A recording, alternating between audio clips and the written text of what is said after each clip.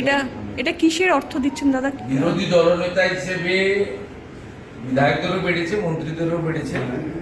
বিরোধী দলনেতা হিসেবে আমি যে বাড়তি বেতনটা পশ্চিমবঙ্গ সরকার আমাকে দিচ্ছেন 40,000 টাকা করে, এটা অনেক আগেই বিধানসভায় পাশ হয়েছে এবং আপনার রাজ্যপালের সাইন টাইন ইত্যাদি, এটা এখন কার্যকর হয়ে গেছে এবং আমার তো না নেওয়ার উপায় নেই, কারণ অ্যাকাউন্টে পাঠায়। আমি এর আগে সংগ্রামী যৌথ মঞ্চের অনশন মঞ্চে গিয়ে ঘোষণা করেছিলাম, ওদের অ্যাপ্রোচ করেছিলাম। কাউকে কিছু দিতে গেলে তার কনসেন্ট নিতে হয়। আমি অ্যাপ্রোচ করেছিলাম যে সরকারি কর্মচারী, শিক্ষকদের, পেনশনার্সদের যে ডিএ আন্দোলন, এই আন্দোলন এখন সুপ্রিম কোর্টে আইনি লড়াই চলছে।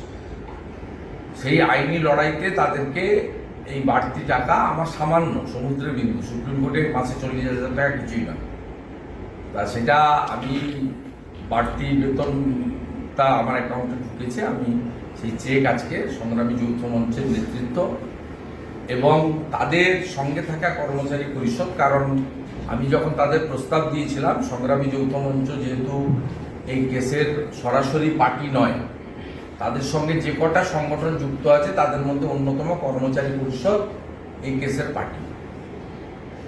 সংগ্রামী যৌথ মঞ্চের নেতারা সেদিনও আমাকে বলেছিল যে আমরা টাকাটা আপনার ওইটা গ্রহণ করব, মহৎ উদ্যোগ, আমরা এটা কর্মচারী পরিষদকে দিয়ে দেব, তারা লয়ারদেরকে পেমেন্ট করবেন বা ল ক্লার্কদের পেমেন্ট করবেন, সুপ্রিম কোর্টে যাতায়াত খরচ করবেন বা এই খাতে ব্যয়। আমি আমার কথা রাখা শুরু করলাম।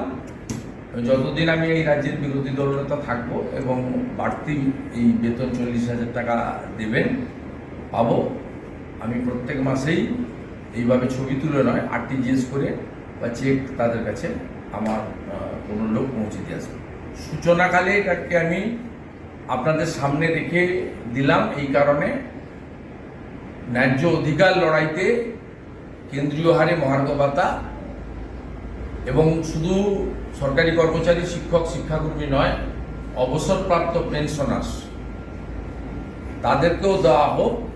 এই লড়াইতে এই রাজ্যের বিরোধী দলনেতা আছেন,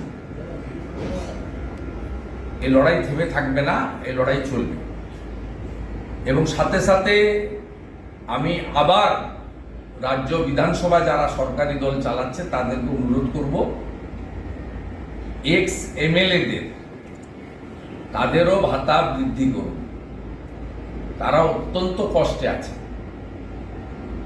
তারা বয়স্ক মানুষ এবং তৃণমূল কংগ্রেস রাজনৈতিক দৃষ্টিভঙ্গি নিয়ে দেখেছে এক্স এমএলএদের মধ্যে বেশিরভাগ হচ্ছে বামফ্রন্টের, কিন্তু বামফ্রন্ট ডানফ্রন্ট না দেখে এক্স এমএলএদের জন্য তাদের ভাবা উচিত এবং ভাবার সাথে সাথে সরকারি কর্মচারীদেরও কেন্দ্রীয় হারে মহার্ঘ ভাতা দিয়ে দেওয়া উচিত। কারণ মুখ্যমন্ত্রী তো এখন অনেক ভোটও পেয়ে গেছেন, 2,71,00,000 ভোট পেয়েছেন, 29টা আসন পেয়েছেন, ওনারা কোনো সমস্যা থাকা উচিত নয়। এবারে দুহাত ভরে তার দিয়ে দেওয়া উচিত, এটা আমি আশা করি।